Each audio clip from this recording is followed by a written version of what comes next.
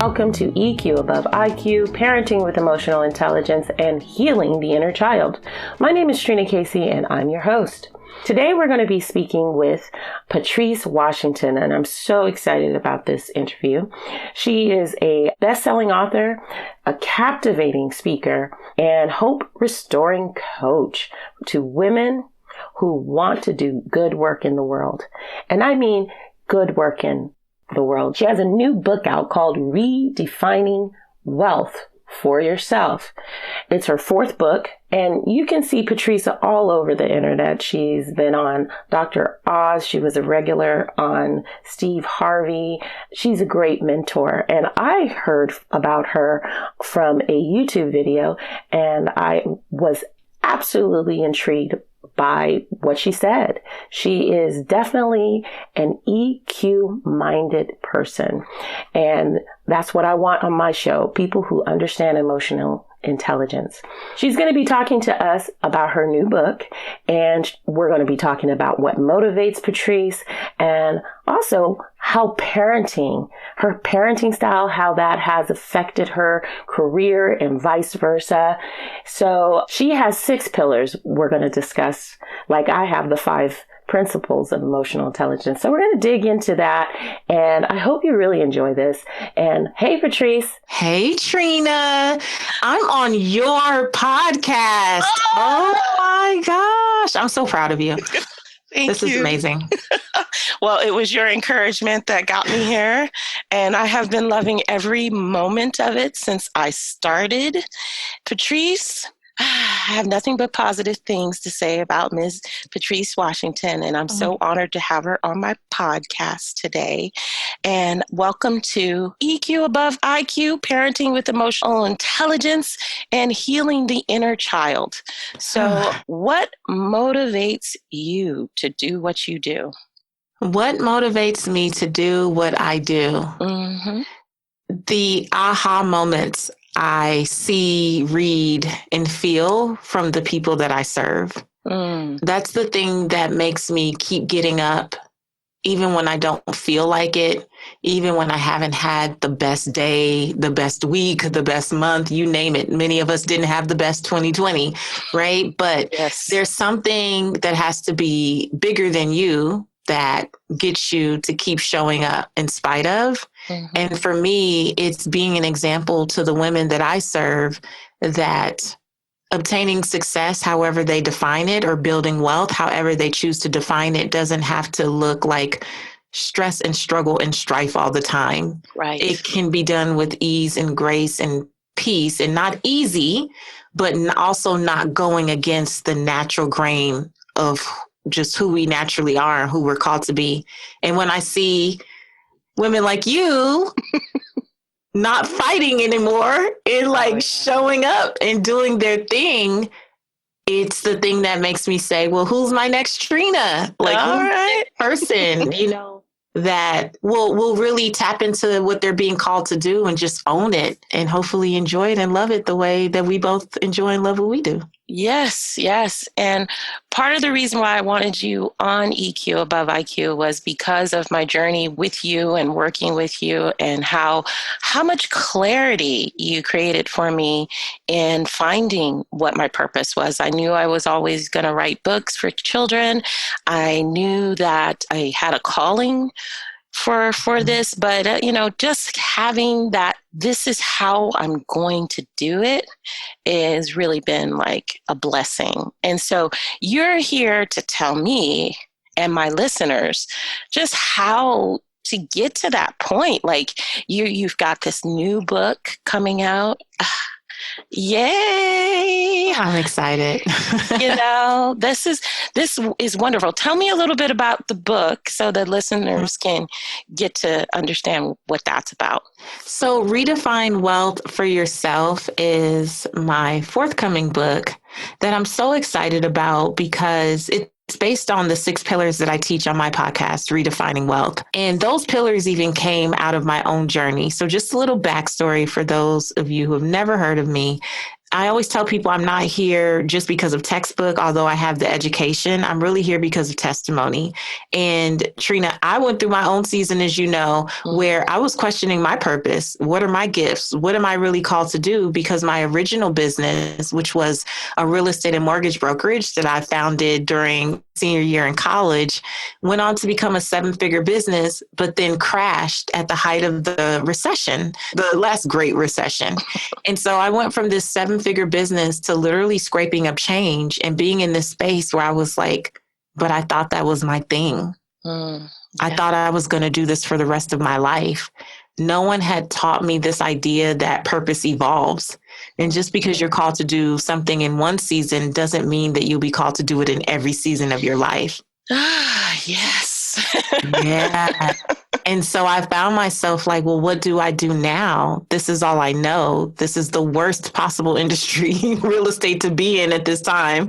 What am I supposed to do? At the same time, I also had a brand new baby. I was on bed rest when this all started, waiting to have my daughter, 10 weeks of hospital bed rest. Oh, wow. And those banks were closing down left and right. And here I am on bed rest, watching the news, watching the banks that I work with close down, getting the phone calls from the loan officers and real estate agents on my team. I had 16 at the time who were like, not a deal is closing. Nothing is coming together. Clients are losing deposits. They're talking about suing. What are we going to do? And I'm on bed rest, tilted in the hospital. Can't help myself. And having to make the choice to surrender and say, you know what? I don't know what's going to happen when I get out of here. But right now, the only thing I can focus on is bringing this baby into the world as, healthy as I possibly can. And my daughter was stillborn 10 weeks prematurely, and then navigating her NICU stay, and then bringing home this tiny 4-pound baby when she was released from the hospital. She was barely 4 pounds and something. And so how can I be focused on purpose when my life feels like it's crumbling? Purpose? What? Yes. Do what you're passionate about. What? I don't have food. Like, you're just trying to survive at that point. You're in survival mode. And so to be in survival mode and then still try to assess, but what am I called to do? And, that's why in 2020, I kept telling people purpose isn't postponed. Like, even in the midst of a very challenging time, it's still there. Yeah. There's still something that is meant for you. It may look different in and out of this time, but the core of it is still there. Yeah.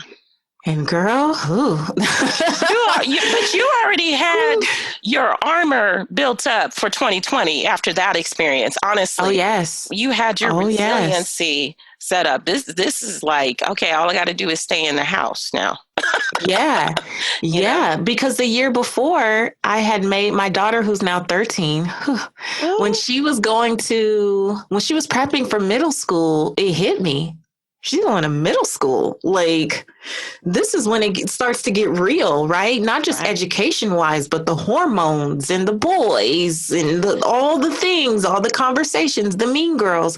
And I had made a decision in 2018, 2019 that by the time she got to middle school, I didn't want to have to be on the road all the time because I didn't want to miss those conversations. I didn't want to miss the after school talk. I didn't want to miss what if a boy does this? And I didn't want her going into this cocoon or shell of like, well, I can't talk to my dad. My mom is always on the road. So I'm going to talk to my friend. I'm like, no, I am the friend. I'm the first friend. You can have friends, but I'm the friend. Yes. And I need to be available. And so I started to shift a lot of my model so that I could be more at home. So when COVID hit, I was like, well, all right. Yeah, right. Perfect timing. Perfect timing for you to do what I call the 5 principles of emotional intelligence, which is being self-aware, learning how to self-regulate yourself. Because right now, with all these kids in the house, every day, day in, day out, I love my baby, but can you stop talking? You need to go to somebody's school. Wait, what?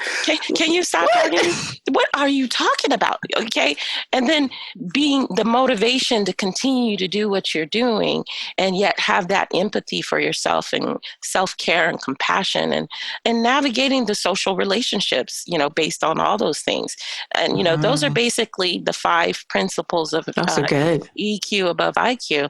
You mentioned some pillars What are the pillars you're talking about that you're outlining in your book? You know, and I'm glad you asked me that, because in the same way, I feel like your pillars were preparation for how to go through COVID. I also feel like what we talk about at Redefining Wealth really was preparation as well. Like, if you're really thinking about it, right? But I was like, all these things, if you were on a scale of 1 to 10 and you were 0 in any of these pillars, going through something like a global pandemic will really amplify where you have not been paying attention. And it is more than a notion, right? So for us, the very first one is the fit pillar. It's about becoming your best self. And in that pillar, a lot of people think it's just about physical health, which is important. Obviously, we see that that is incredibly important. The big takeaway has also been mental health, the challenges that people have had during the last year. If you were already fragile in that area, already not taking care of your mental health, not feeding yourself the right information, whether that's what you're watching, what you're listening to, whatever content or media you may be consuming, if you've been ignoring any mental illness diagnosis, like, you know, like saying, oh, that's not my thing, and I busy myself with work to avoid it. And now you're in the house all the time and you can't avoid it, right? The fit pillar is all about understanding that if you have a vision for your life, if you're a parent, you have a vision for your children and what you expect or would like for them to do years away, you only get one vessel. Like, you only have one body that's going to help you execute that vision. Without your body, without the mental and physical and, you know, emotional pieces in order, that's always going to be a difficult task, because life is life. How I love that you mentioned the mental health piece. And I've talked to my followers and listeners about my PMDD, which is something that just 2 years I was diagnosed with. And I was like, oh, wow, that just really makes a lot of sense. How could I be this just happy, bubbly person? And then all of a sudden, right around that cycle time, the world feels like it's going to end. And so having that self-awareness really helped me keep things in perspective, learn how to self-regulate better, differently. And your mental wellness affects your physical wellness. Oh, yeah. You know? Oh, yeah. I remember years ago, Trina, when I worked with a gentleman, very short. It was a temporary situation and I was trying to rebuild and get off my brother's couch after that season where I lost everything. And this man was so verbally abusive. And I didn't come from a background where we categorize things as abuse, right? Or where we acknowledge that things were trauma. I just was like, oh, so-and-so's mean, or, oh, they crazy, or, you know, you would say little things, but you didn't know that, no, this is a problem. This is a real problem. And this guy was verbally abusive. He would send me text messages with bold letters and all the exclamation points, or I would get on the phone. And one day I was like, okay, I'm a grown woman. I'm someone's mother and wife. Like, you don't get to talk to me this way. Right. But I remember the day that I lost my voice. I literally lost my voice out of the blue. I couldn't talk. And it was weird. Like, you know, it was like I went from just talking last night to waking up with no voice. And I remember talking to someone and she was like, well, where in your life have you not been using your voice? And I was like, with you know who, right? And I had also just been diagnosed with high blood pressure out of the blue. And I said, oh no, right? So what was happening mentally and emotionally literally end up physically having an impact on my body. And some of those things are the reason that I even, you know, talk about as people are pursuing purpose, why I start with the fit pillar, because people can give you strategy all day. They can give you marketing advice and talk to you about messaging and all these things, but you don't have the capacity to receive it if you're blocked with all these other things that, to your point, you're not even self-aware about. Like, you're just like, oh, that's how I am, or, oh, I had a bad day, or, oh, I felt this way, but not recognizing there's something deeper to this. And I start everything with this idea of you have to be aware of what's going on, what limiting beliefs, where did this come from? Why do you keep saying this? Because if you don't recognize it, how can you ever recondition it? Exactly. how do you reprogram yourself if you aren't even aware of the programming that you have? And, especially when you're raising kids, when you're raising kids, there's so many things that we do on autopilot because we were parented a certain way. So, it's like my goal to make sure we stop generational trauma. And being a Black woman, you know what I'm talking about. Like you said, you don't even recognize abuse as abuse because it's just so conditioned in our lives over and over and over for generations. Yes, normalized. Normalized. You're like, oh, this is it's not until, and this is what I love social media for, right? So people are like, oh, social media is awful. It's the devil, it's evil, all these things. But what I love is when you get to peek in to other conversations or, other people's lives or homes or whatever they're sharing, and you go, oh, wait, everybody doesn't do that? Or or everybody didn't do that? There's things that I endured and experienced as a young person that I just literally didn't know that other people didn't do it, experience it, go through it, had no idea, didn't know that it was abnormal because it was my normal. Right? Yeah. And I love what you said about breaking those generational cycles and curses and whatever you want to call them, just the generational trauma, because I have been a much more intentional parent than I was raised with. And my mom was a wonderful person, but she didn't know what she didn't know. Exactly. And there are just some things that when I think about what I did, what I heard, what I saw, what I got away with, I'm like, Reagan don't stand a chance. She's gonna pull. She's gonna pull whatever she's gonna pull, but it's not gonna be these things, right? Because, as someone said on my podcast, Dr. Tama, she says sometimes when we look back at the folks that raised us, we also have to understand that they didn't necessarily have the luxury of pursuing the modalities of healing that we get to do. It would never have occurred to my mother to go to therapy. Yes. It would never have occurred to her to apologize to me. It would have never occurred to her, right? Because she didn't see it, didn't hear it, didn't have an example, didn't have connection. And when everyone is hiding behind the things that happen at home and we're just not having real conversations, how do you even know? Again, to your parents' defense, right? Right. How did they know that it wasn't wise or wasn't the best thing to do that if they weren't having real conversations about these things or seeing other people have those conversations so that they can have a moment of awareness? Right. That secrecy, the secrecy too, because there had to be a moment. What I will say is that I know my mother did better than her mother. Oh, yes. And therefore, if there's some incremental improvement, I'm hoping by my son's child, we'll have this figured out. That's what I'd say.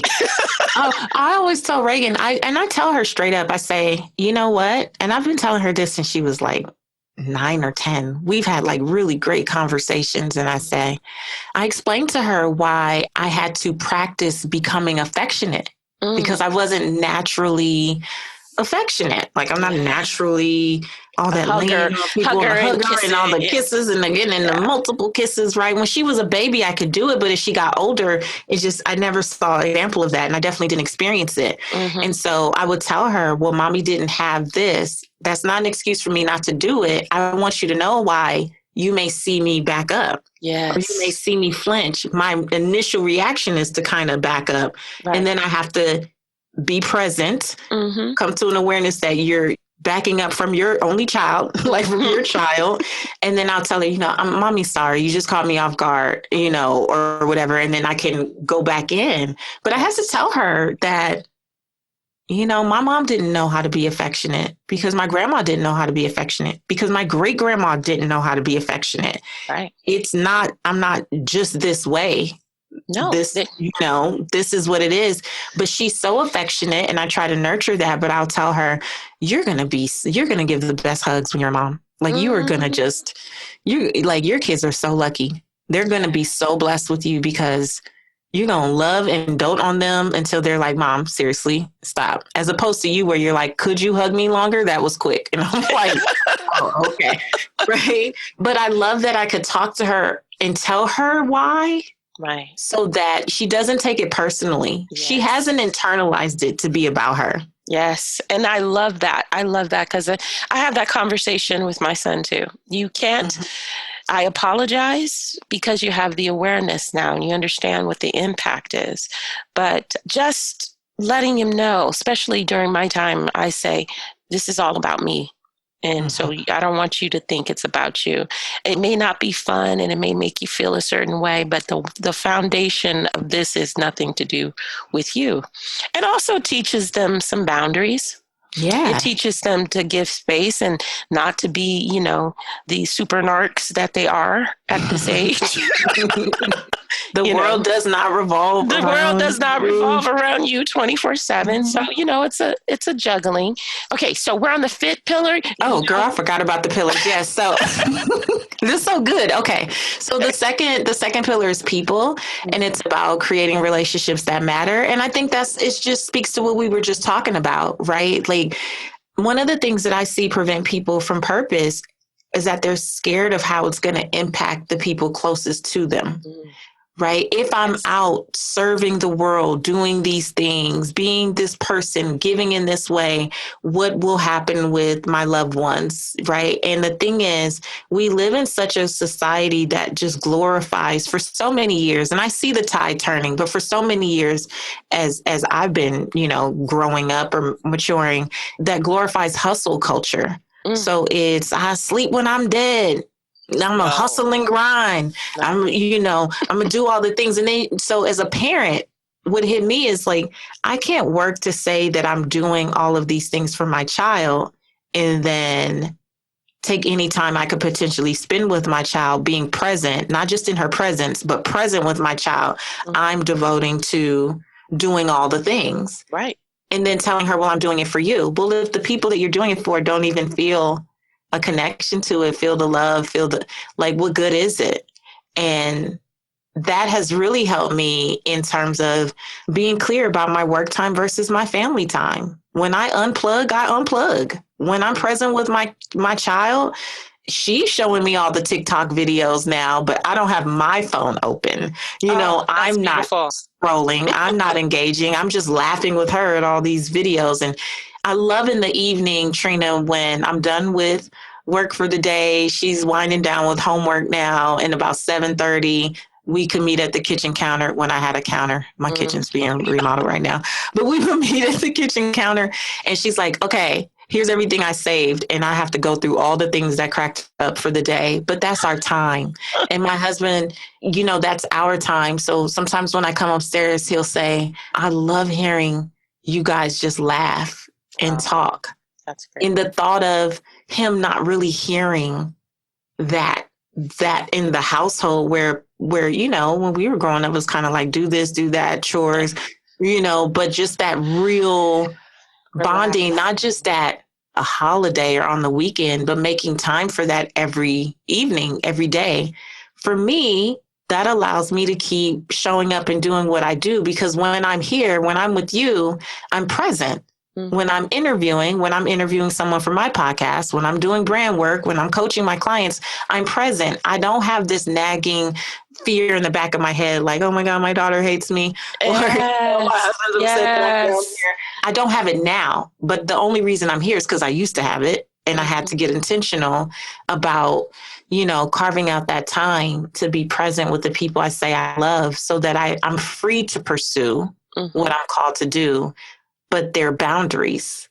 Yeah. I work when I work, and I'm with my family when I'm with my family. And very rarely am I trying to force or mush all of that together. That's beautiful to hear, because, I still juggle a little bit. I don't have that, because especially when you're starting out, your focus. But everything you said reminded me of gentle reminders, the children's clothing that I do, and the shirts that say, don't grind, align. And, I love that. slowly put the phone down and look into my eyes. It's like T-shirt for the kids with the eyeballs, like looking hypnotized, because that is probably the biggest signpost for me, is that my son, when I get too pulled in, he goes, Mom, you're staring at the phone too much. I want a phone. And the thing is that he calls me on it, which I said, okay, you're right. Let me put this away, because you don't realize that you're picking up the phone every 5 seconds. And I have to be intentional, leave it in the other room and be present with him.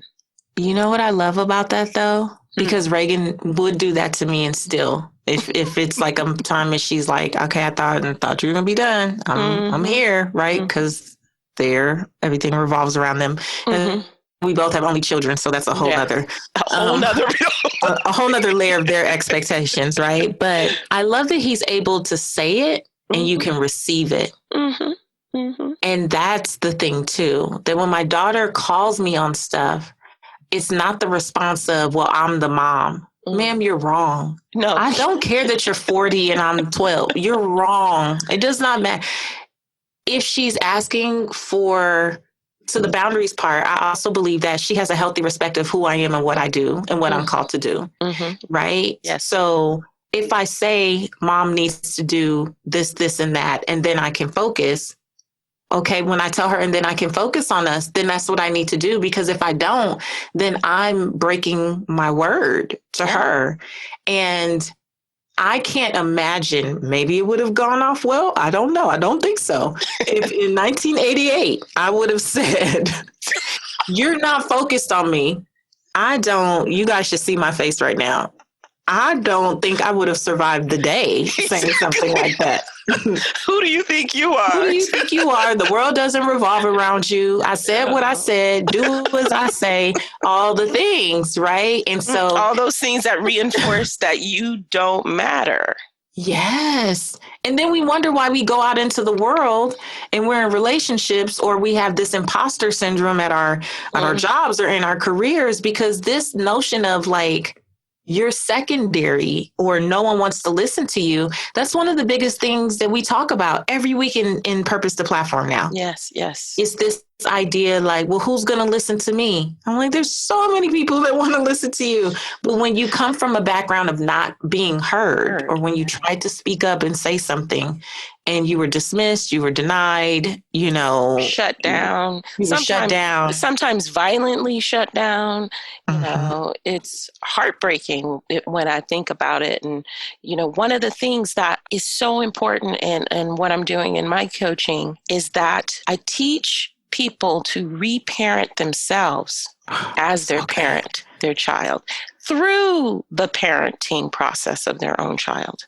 Because I say, at that moment when you want to respond in the old way you were taught, think about your little you in your child's eyes. Look at, just change it. And you know what my son said one time? Because he overheard me with someone saying this. He says, Mom, I thought all this time you were doing this for me, but you've been doing it for you. Ooh, you're smart. Oh my goodness. I said, let's put it this way, sweetheart. I'm doing it for you by doing it for me. Yeah. Because as I'm doing it for me, I can show up for you. Yeah. I can remember my experience through yours. And so let it be that way. It's not like you're not important. I'm doing all of this for you, but I need to embrace me in the process. I think, to your point, I'm like, through the affection that I'm learning to show Reagan, I do feel like I'm going back and healing little pieces of the little girl that felt like I never got a hug, or like I never really got any. I never felt like people were happy to see me. I know what you mean. It's like, here you come. I had to take you to school. I had to, okay, well, I also didn't ask to be here, but that's another story. So, please stop treating me like a burden. Yeah. Please. And so I think of that, to your point, sometimes when I find myself wanting to respond a certain way, or where I'm like, Reagan says I have this look when she knows I'm busy. She says, I go, yes, Reagan. And she's like, if you say, yes, Reagan, I know that you need more time. If you say, boop, like, then I know, okay, I can kind of maybe stand here, but don't do too much. But if you say, yes, Reagan, I'm just going to leave and go to my room. She's like, I already have it down. Right. But like, I love what you do so much, Trina. Like, I love the work that you do, because I don't know that I have one friend that doesn't need to reparent themselves. Exactly. I really don't believe that I know one person who can honestly look back and say like, oh, everything was amazing and there's nothing I need to go back and do. We have endured a lot of trauma in many different ways. And to not go back and look at it, man, the trauma that we unknowingly continue to inflict, and then the pain that we stay in because we won't do the work to recognize and recondition. It's huge. This is huge. It's breaking down a foundation that has been built over the years. And that is just terrifying for people to think that everything that they believed, who they were, what they were about, is gone, crumbling down, nothing left. And I always say, but once you break that foundation, you get to build a new house. You get to build a new version. And if you don't take that accountability to even the harm you have done to yourself and other people, you will never learn the lesson, and you will repeat, press, repeat, and still not get it, not get the point of why we're here, the purpose. I love that illustration, because I think the fear in it is that if I break this down, I'll be left with an empty lot. Yeah. It's the fear of, well, then what? I'm just going to have a vacant lot. And it's that, your conversation is that reminder that no, we're going to break it down. Just like we see construction. I don't know what people are buying during this pandemic, but it's construction all around my house. I noticed that too. Oh my gosh, there's so much construction going on. And you see that they will level someplace and then they go deep to rebuild that foundation. For the new, I'm sure it's probably a better foundation than what was there for the last structure. And then erect something amazing, over the next year or however long it takes. But that awareness that just because you have to dismantle some limiting beliefs, some old ideas, whatever thoughts, it doesn't mean that you're going to be left with an empty or vacant lot. It's just clearing the space for you to now go deeper, drill deeper, create a new solid foundation on healthy principles, on whole ideas, on thoughts of abundance and not lack and scarcity, and then really build this skyscraper that you were called to be. That's it. There's no limits to what you can build, but you got to go back. And I just told a girlfriend of mine that, I've been friends for her for 20 something years. And she's like, same like you. She's having a problem finding her voice. Her throat chakra is blocked. And I said, well, have you been dealing with your childhood trauma? Oh, no, that would take forever. I said, well, honey, that's where you have to start. Well, I don't know who to talk to. I said, you have a wellspring of friends, myself included, that are certified to do that for you. The hat and the friend hat and the coach hat go off and on. This is not the same conversation. We got methods, we got things we have you make you follow and do. I'm not just holding your hand and saying it's all right, girl. It's different. And I said, you got people around you, and she does. She has several people around her that are doing Reiki, they're doing all kinds of healing modalities. I said, take advantage of the people who are there, because you're able to be vulnerable with them. You know, you able to be that, unless you, of course, have some opinion. Now that will block you. That's true. That will block you. I was going to say, and there probably is something, I believe there's something that stops us from giving ourselves permission to just heal. Like, you know, even to the point where people's identity have been so caught up in what happened and what didn't happen. They're so attached to this label, you know, of themselves that they won't give themselves permission to move past it. Like, there's a lot of people who have maybe a similar experience. They haven't stopped and labeled themselves and just said, well, this is who I am. You know, I was a teen mother. Okay, well, you're 56 now. You know, like, you are no longer a teen mother. Yeah, your child is a whole 42, right? Like, you can move past this. That doesn't have to be the story anymore. Exactly. And if we're stuck in that story, then what do we end up passing on again? Like, what do we end up passing on? So I know I still haven't hit all the pillars. You sure haven't. We keep going. They're just so deep and dense and like, okay, this is what we're going to do. Name all the rest of the pillars. Okay. So they know what they are, because I want my listeners to look you up and understand.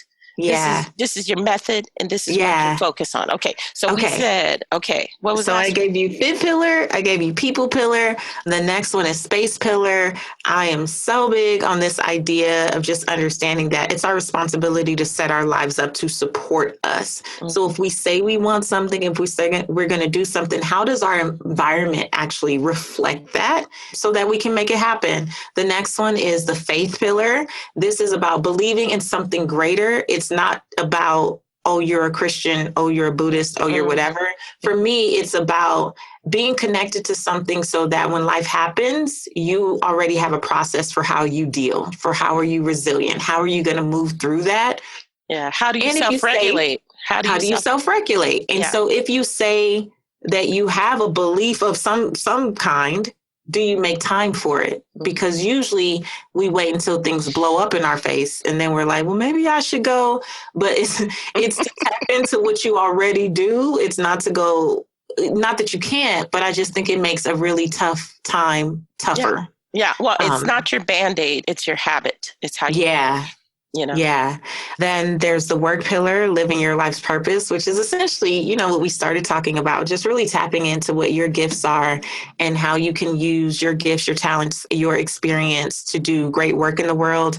And I will say the big thing here for me is that a lot of people say, well, follow your passion and the money will come. I don't believe that. I think that you can be really, really passionate, which means you're excited, you're energized, you're pumped up about it, and not be talented or gifted or skilled in it. Like I can sing in the shower all day. You're not going to pay me. You wouldn't pay me if you were wise. That's an example I had too. Like, you know, but I'm passionate. Okay, but I'm not Whitney. Like, that's fine. This is not Beyonce. You're going to get... You put your fingernails on chalkboard right now. Yeah, you're going to get a little something different, right? So you wouldn't pay me for that. Passion is for you. Purpose is for others. Yeah. And when you tap into your gifts and how you can find a sweet spot between your gifts, your experience, your education, and what the market needs and what you have an interest in. And when you start to go down that road, you can become passionate about purpose, because purpose is going to serve more than just you. Passion only makes you happy. And for many people, not all. Some people are passionate about the thing that they can use for purpose. Not all of us are so inclined. Like, you know, I had to get passionate about writing and speaking.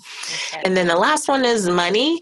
And finally, the finance expert talks about money. I rarely talk about money. I talk about all the other parts of life that impact our finances. But I would say the big thing is now, once you start to have these conversations, like to your friend, you know, once she starts to deal with that childhood trauma, so much can be unlocked. Like the road to get to where you say you want to go with your finances, with your wealth building endeavors, with your business, you know, can really expand once you allow some of these other areas to be healed. Because if not, you're going to stay circling in these cycles of confusion around your relationships, around your health, around, whatever, your faith and all this.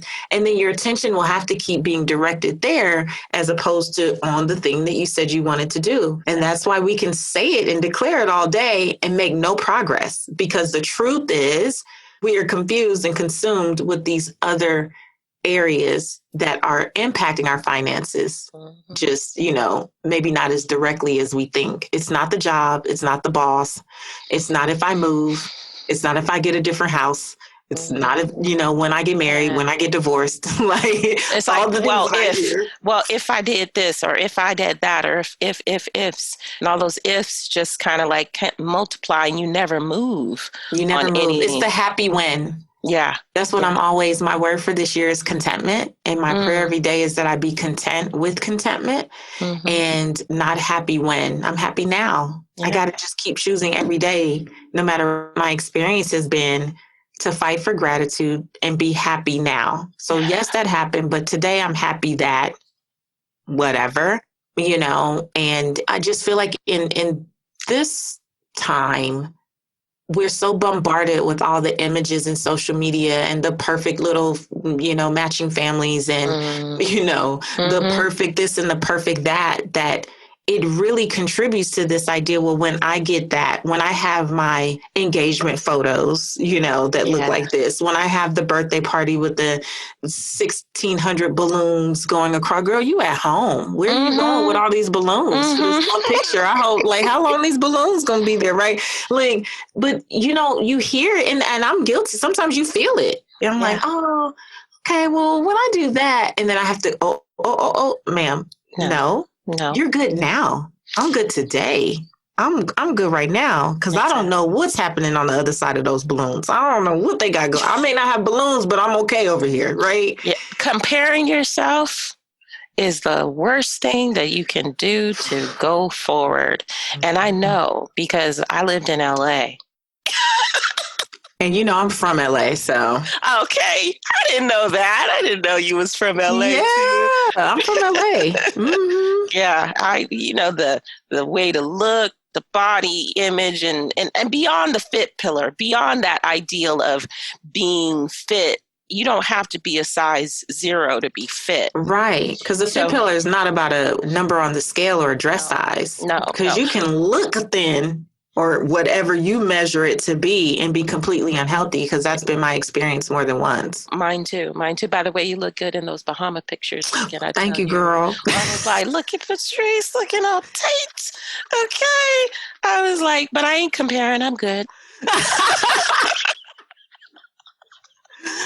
I'm good, because, really. It's been liberating, because, when you first said the fit pillar, I was just like, I need to do things. But I don't need to sweat all the time. I've never been one of those people who needed to sweat hard to lose weight. I just watch what I eat, take a mental break, because it's those cortisol levels that be making me weight, the stress hormone.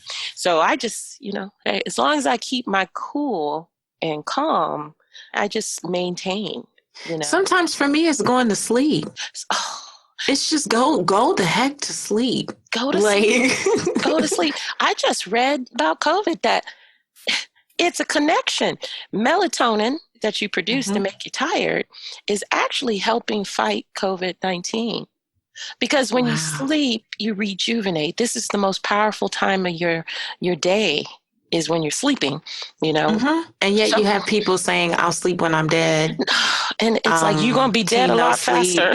Yeah, team no sleep. And they wear being tired and exhausted like a badge of honor. And especially here, in the U.S. and like Western cultures, where it's just Same here. Where it's so capitalistic. It's like, oh, you're only as good as like however many hours you worked.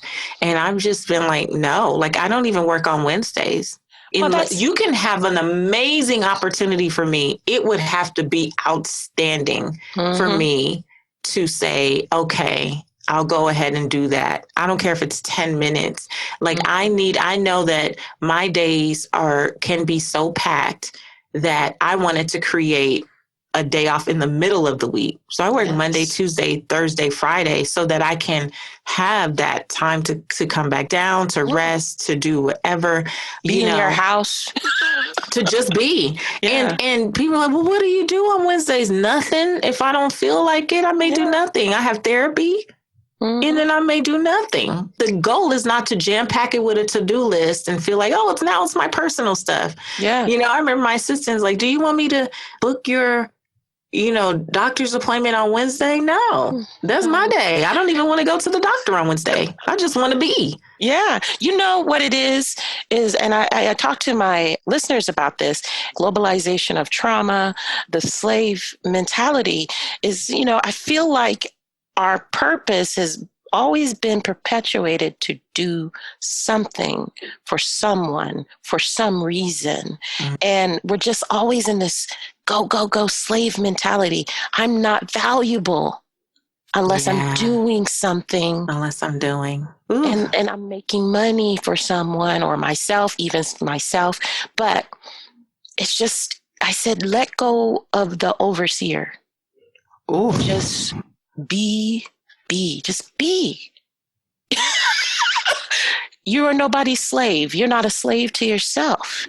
Just be. Rena, let go of the overseer. That's good.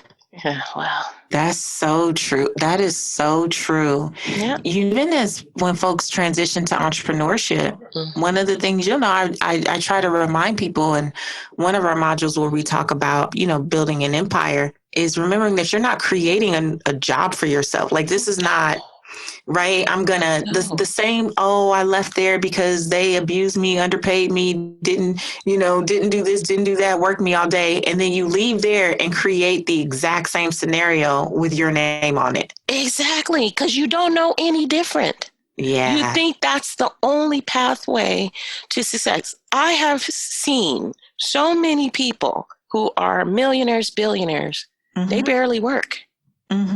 They barely work. I swear they're generating some manifestation powers and visualization or whatever they do. They like zen with it. No, I'm not doing that today. I work 2 days a week. That's what I want. I'm like, how do I get to... I'm getting there, sis. I see you getting there 2 days a week. 2 days a week. And the rest of that is just me manifesting the rest. Manifesting the rest. Being okay with it. Being okay with it. Where I am, and so that's all we can do. That's what we should be doing. We need to be present for ourselves and for our kids. And, I've been looking at those gorgeous pictures of your daughter. And what's so interesting, when I first heard of you, it was on impact theory. Yeah. And that's where I found you. And you said that you didn't feel attractive. I was like, girl, look in the mirror. Come on. Yeah. But it's a perfect example of all that negative messaging and all that comparing that we do. And sometimes reinforced by our own families. Because, my mom was always, when I was your age, I was this size and I was that size. I was like, you were poor, broke, living in a shack. You ain't got no food. Don't forget that part. Don't forget that part. Shoot, I would have been skinny too. No. Knowing that I never had any real weight issues or anything like that. Yeah. It was just a programming. It's just, but it's... I'm very grateful. By no means do I think that Reagan has had a perfect 10 years. By no means do I think that she's like some saint child that will, none of those things. I'm a realist. And if I'm nothing else, I am a realist. But I do know when I look at her, I see a level of confidence and clarity around who she is, whether that's with friends. She's quick to be like, I don't do with friends who talk to me like that, or I don't really like that behavior. Or she told me one day about a friend, I don't like the path she's going down, so I'm just going to remove myself from her. Girl. I'm 13 years old. Okay. Yeah, straight up told me, right? And she's been this way. I mean, she's been this way since like second grade. And I say, like you said, better with each generation. The fact that she has the confidence, the strength, the cognizance, the recognition, like, oh, I see where this is going and I'm not going with you. And here I was like, I just want somebody to love me. I go, right? I'm just doing some stuff, right? At her I age. just want friends. Yeah, I'm just trying to be friends. Like, I got to be in the group, a clique or something to be okay here. I just know that it's getting better, that I've done my part. When I leave this earth, I know that I will leave with the assurance and the confidence that I did my best to raise a productive citizen. I used to say that as a teenager. I just want to raise productive citizens. I don't know where I got that from or why, but I've been saying it since I was like 15. And I know that I'll leave having raised a productive citizen who is more emotionally intelligent, more aware, more curious, more compassionate, more understanding, bolder than I was, like all the things. Not that she's going to be perfect. I don't expect her to do what I've done, to go down my, follow my footsteps. I have no expectation of that because she's going to answer her own call. Right. But that I did my best to untie some of the things that have been strongholds in my lineage for at least 4 generations that I'm aware of. And I have peace with that. For me, when we talk about redefining wealth, one of those things for me is not money. It's how am I leaving her emotionally? Does she have to start her life with as much emotional baggage and mental fatigue that I had? She doesn't have to. And that's because of the work that I'm committed to doing, because of knowing people like you that constantly reinforce those messages, even online. And when I'm following you on Instagram and stuff, like, we get to do better. And I'm very, very grateful that was a possibility and I don't have to continue these cycles. Yeah. I love that. I love that so much, Patrice. It's been such a pleasure. I could just talk with you for hours, but somebody would probably yell at me and say, Patrice got another call. I know. She's got to go. But, I know I could trick you into some more time, but I'm not going to do that. Don't trick me, girl. I got another call. But this was so good. You're so easy to talk to. I love this. I loved it. This was so good. Well, I appreciate you taking time out of your busy and productive day to share with me your experience and parenting experience and to give people the faith that you can pursue your purpose and be a parent at the same time. It doesn't have to be this or that. Of course, you prioritize your child because, like you said, I want to raise a productive and caring and emotionally intelligent citizen moving forward, because what we leave them is what will be for the future. So let's do better. Let's do better. Yeah, let's do better. I'm with it. Thank you so much, Trina. Thank you, Patrice. And let's talk soon, okay? Yes, ma'am. What a great interview. Wow. We really wanted to keep talking to Patrice. She just has so much value and so much to share with the world and such a great purpose. But she is also a very busy woman. So I appreciate her taking the time to speak to me and be on EQ Above IQ. If you want to reach out to Patrice, please go to patricewashington.com and you can sign up for her mini programs. I highly recommend Purpose to Platform. That was great. Make sure you go check out her new book, Redefine Wealth for Yourself, and get that advice that you need in order to redefine your wealth. Let's find your purpose. And you know what? You don't have to give up the striving. What we said, one of the things I really loved is we need to align with our purpose. It's not just grinding.